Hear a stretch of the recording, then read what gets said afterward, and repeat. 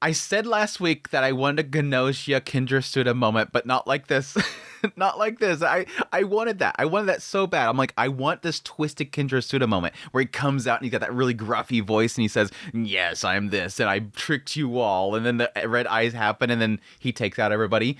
Not him goofing up. Him standing up and just saying, oh, I'm so intelligent now that I'm a Gnosia. Oh, huh? Just totally screws up. But no, I have to say, Yuri, this episode 7 of Gnosia, nearly got a perfect run. He was so close to having that perfect run, and yes, it was because all the Gnosia were absolutely incompetent, but he almost had that perfect run. He just lost Gina. Now, if only he can save, I guess, using Guardian Angel or something like that, or I guess technically if it was only one Gnosia and they called it right off the bat, but he almost had it. He almost had it with this run. Again, I don't technically believe that's the whole deal anymore because the whole looping aspect, I think it is going to be probably something much, much more. I think this episode did sort of give a little bit to my theories around Levy, but also I think most of this episode, while I do think is probably the weakest episode of the entire series, I do think it does well to sort of present the idea of humankind transcending humanity. The idea of what does it mean to even be a human? We have a dolphin who's got intelligence and could possibly be a Gnosia. We have an AI that has gotten sentience and is close enough to being a human that it can be infected. We have gender norms and all that kind of stuff. All this stuff is sort of going outside the bounds of what we believe is human. And I think that was sort of presenting the idea of that with, Shigemichi. I think Shigemichi was probably our early, well, I guess Ratio as well. Ratio and the idea that they haven't picked a gender yet or something like that. I forget exactly what they said. They don't have a picked gender.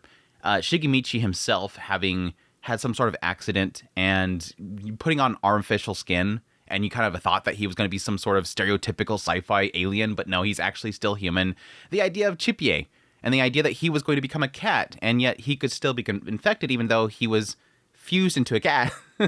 There's a lot of question marks here as to what does it mean to be human?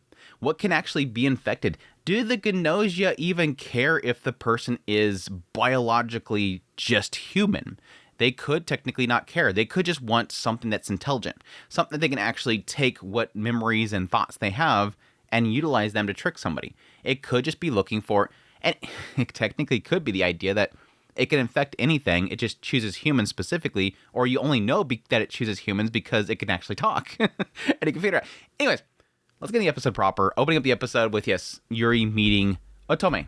And Otome, yes, right off the bat, tickled my ears as well. This has got a really packed cast, honestly. If you actually look at the cast of people that are working on this, Otome, obviously, Nariko. My favorite Nariko from Monogatari series. I absolutely love her voice, so it was really cute to hear her as Otome. But yes, Otome is an intellectualized dolphin, an intellectualized dolphin that apparently has been put on the ship or has escaped on the ship. And yes, they go to the first meeting where they find out that they have two Gnosia, and one of the people that's supposed to be there is not there. His name is Shaming. And Shaming apparently has locked himself up in his room, and it seems like him and Setsu know each other. It gives a sense that they know each other, or at least the idea that Setsu has come there before to try to get him to come out. Again, this is technically supposed to be the first meeting, so they haven't been in the ship for very long.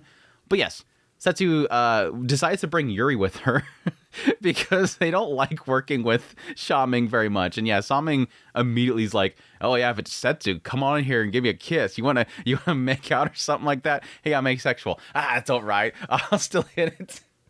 This guy's like, I don't care what you are, Setsu. Come on up in here. I don't care. He doesn't discriminate. Just come on in here. We'll make it happen. We'll make it work. But yeah, it seems like he doesn't want to come out of there. Pretty much just tells them to go vote them out. I mean, if you guys want to, go ahead and vote me out, and we'll go with that. And the problem that, of course, this creates is the fact that, yes, unless he comes out there and does a vote process and they don't vote somebody out, the whole ship's going boom, boom. So they kind of have to get him to come out. It is kind of interesting to later on find out that he was, in fact, one of the Gnosia. And he even calls back to this moment right here where he says, I told you guys to freeze me from the very beginning. Again, the Gnosia in this specific loop don't seem to care. I think a lot of that has to do with what we sort of presented before, where the Gnosia themselves do sort of pick up a lot of things from the memories they get implanted into. So I'd imagine the Gnosia being placed into Shaming whatever Sha Ming was going through the moment that they arrived in the ship, it seems like the Gnosia probably has brought that upon themselves. Shutting himself up inside there, having some sort of fear coming out of there, giving up on sort of communicating with people, trying to laugh everything off, that kind of stuff. Something that, again, Otome at the very end will sort of kind of reflect onto him. Hey, what it means to be a human is to communicate to people. You're not doing that. This person, this Gnosia in this room is not communicating with people despite the fact that he's become this human. So it's something that's wrong with this person that this Gnosia has implanted itself into. It's interesting stuff. But yeah, Yuri trying to drag him out of there and immediately getting called out for being a hypocrite who's obsessed with logic and debate. I don't know if that was a jab the writer is doing at its own character and the idea of having Yuri change so much over the course of the series from episode 1 where they're, completely out of their game, not knowing what the hell to do. And again, technically, slowly over time, meeting Setsu, that was the Gnosia, learning about the key, knowing that he has to get these people to, share their feelings, has to progress in each of these voting systems to get further and further. You just want to debate me so that you can progress the game and get more information. I know exactly who you are. It feels like a self-jab. It's kind of funny. But yeah, in order to get this guy out of there, they have to find a storage key because apparently this ship is retrofitted. And so it does still have physical keys that you could use. So they decided to go to the storage area where apparently Jonas has a bunch of retro stuff. And yeah, eventually they run into a box. Or Shikimichi runs into a box. Now, immediately, Stella decides to get them away from the box and move on. And Stella says that she'll look by herself. Sus. I don't know exactly what they're doing here. My prediction is that potentially that is another body of Stella. I'm not really sure exactly why it would be in Jonas's storage, but Jonas is the captain of the ship, and so I'd imagine that potentially he has been working there for a long time, and maybe that was another replacement body for Stella, ? I don't know why they would store it there, but I am kind of curious as to what could have been that box that was so, something that they could not see. Unless, again, Stella herself was in there, another of her body, and she just didn't want anybody to see it. I don't know. I can't think of anything else that Jonas would have had that would have been so upsetting for people to see. No, actually, I just realized we do know what's in the box. Well, anybody that actually watched the OP, it's very blatantly obvious in the OP. They straight up, and spoilers for those that don't like to have reveals in OPs, skip forward about at least 30 seconds. Jonas in the OP is looking down at a box that looks like that. And yeah, Kukrushka is reaching up. I think that's her arm. Her arm's reaching up. So we actually know what's in the box. The question mark at that point is, what is Kukrushka doing in there? Is she an AI? Is she a robot that's living in it? Is she a stowaway? I kind of assumed that was going to be the case potentially at the beginning, was that Kukrushka is a stowaway, that somebody that he is helping escape from there. But why would she be in that box now and Stella's trying to hide the box? Does that mean that technically in that loop, there could have potentially been another crew member that Stella was hiding? And why in the other loop was she hanging out with Jonas? That's a this is suddenly bringing up a the before with my current theory was it's just Stella's body's being stowed away in there and Stella didn't want them to see it because she was embarrassed by it or something.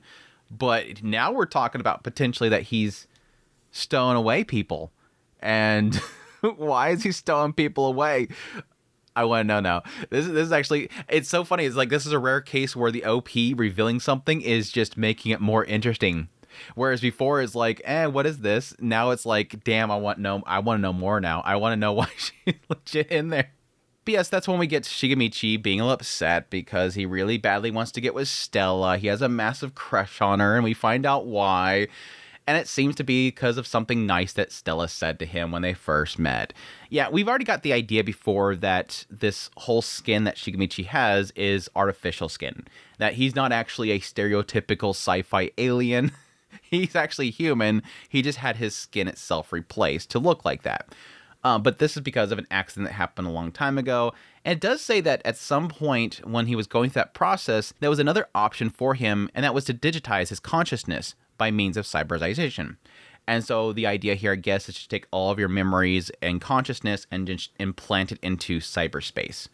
And apparently he kind of regrets it because he's stuck in this situation with the Gnosia. And if he would have done that, he would have avoided this. But Stella apparently said that she likes this because she was able to speak to him in his new wonderful form. And doki doki. That's it. She said something nice and does doki doki. It's dorky.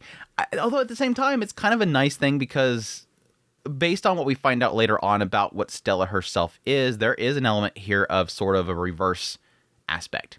And the idea that she used to be data and that she was implanted into a body and thus able to meet Shigemichi.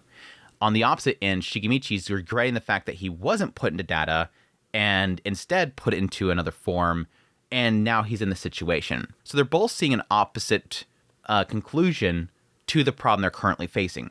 He has regrets, she doesn't.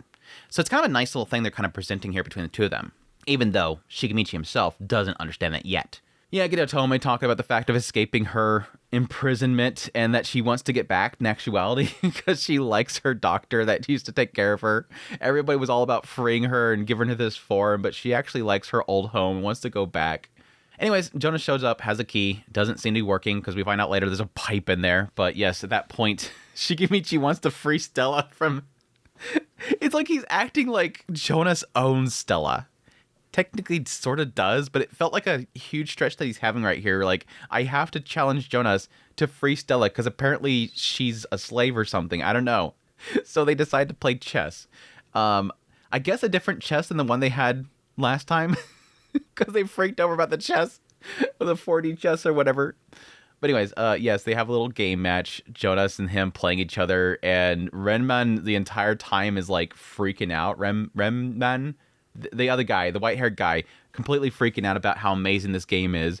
And then, yes, eventually, Jonas wins and says, normally, I would have been defeated, but not that I have the intelligence of a Gnosia.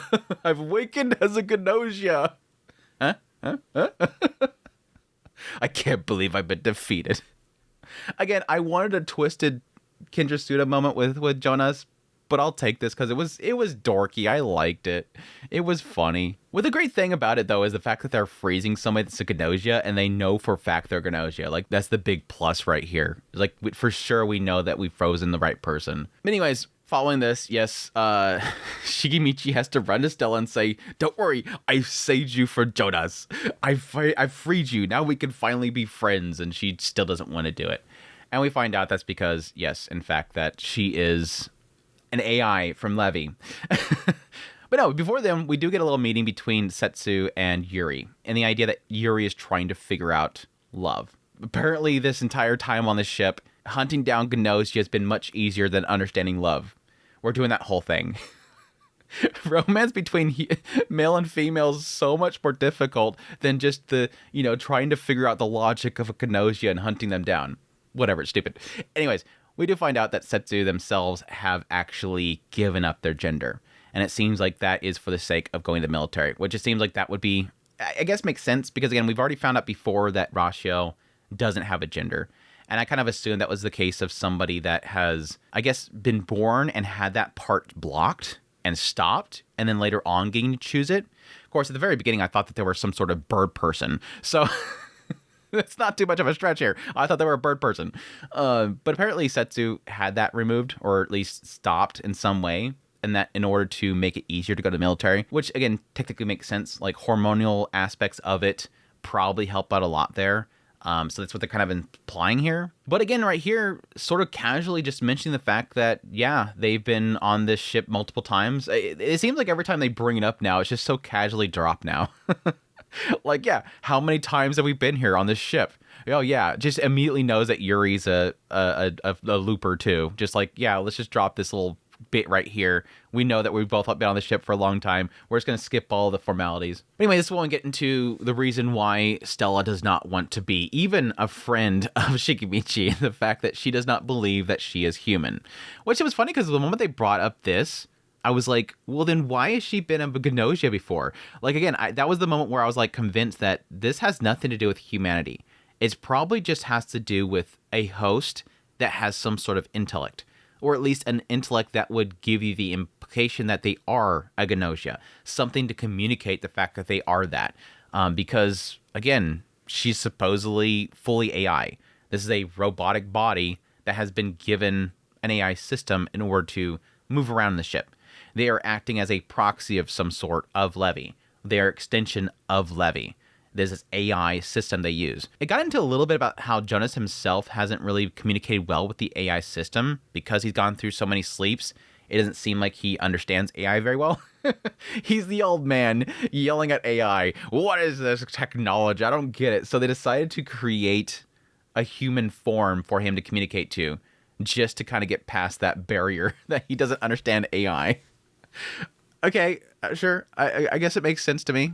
And yes, talk about the idea that over 1,000 years of AI technology being around, it has gotten so close to human, or at least it's come to the level of humanity, which again sort of increased that idea that the Gnosia would see an AI as being something worthy of implanting itself into, which does sort of push against the idea of it being biologically motivated. Because again, I would assume that Stella, unless they're using artificial organs or something like that, or actual organs themselves, or creating the organs themselves, it's going into a robotic body.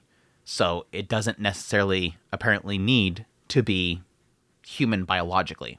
I don't know. It's very interesting. It doesn't make much sense. But again, that's the advancement of technology here. We're talking at least 1,000 years from at least right now for our current times that this setting would be. The advancement of biological creation and whatnot is changing a lot. Again, fusing with a cat. You could apparently become a cat. But anyways, Yuri confesses the fact that they've met a Stella that has been infected by Gnosia. It's like Stella doesn't even question it. It's like, oh, so you've met a me that has been infected by Gnosia. I'm not going to ask why you know that. Yeah, even Setsu. Again, I'm not going to ask why you know that. We're just going to accept that. Again, technically, Stella could have the same information that Ratio has about the idea of existence of beings that can transcend death or time or whatever. But with that in mind, she decides to accept Shigemichi's feelings, friends at least. And they have to do it inside of a classroom setting. It's so dorky. That's when we reveal that Remnen, I hate that name, Remnen himself has apparently grown up on an AI planet. So apparently they have entire AI planets that you can grow up on, and that his friends and family were all AI. So he knows that they can work out because he's lived on an AI planet. I can't wait for those posts to happen on social media. Hey guys, create an AI planet. We're creating art and everything. Why not create planets? Anywho, we go to a warp. Unfortunately, Gina dies. I feel bad for Gina. Gina always ends up dying in a lot of the cases of this.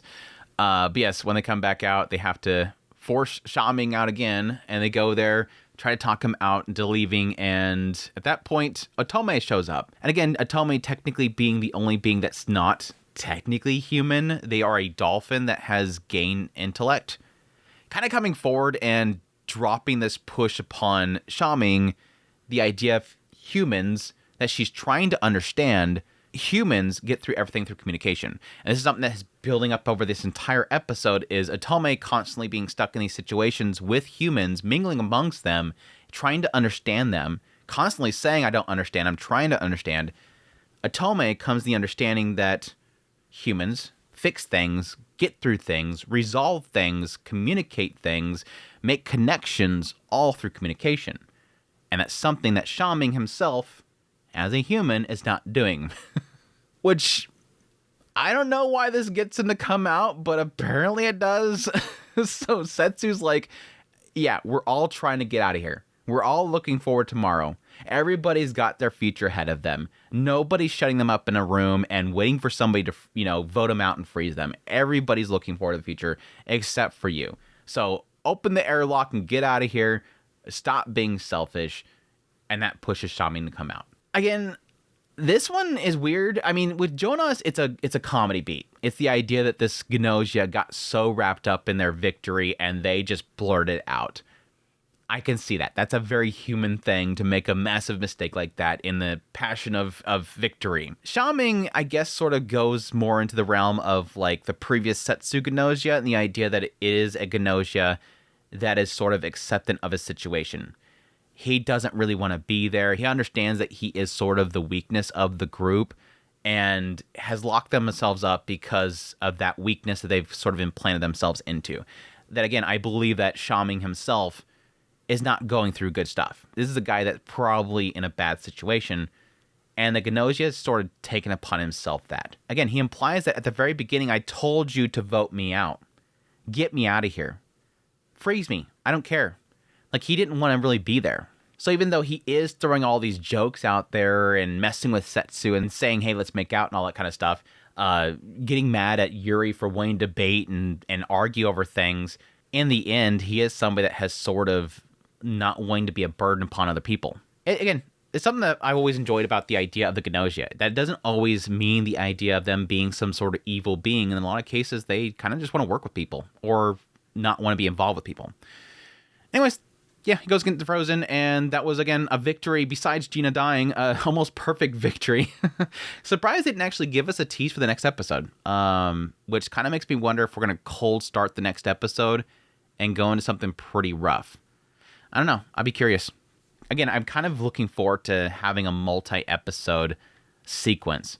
I think that'll be difficult just because of the aspect of, again, keeping track of what everybody has done throughout the episode into a following week episode. But I'm kind of curious of kind of seeing a really good challenge for Yuri. And again, I don't think it's necessarily going to be mostly about Gnosia.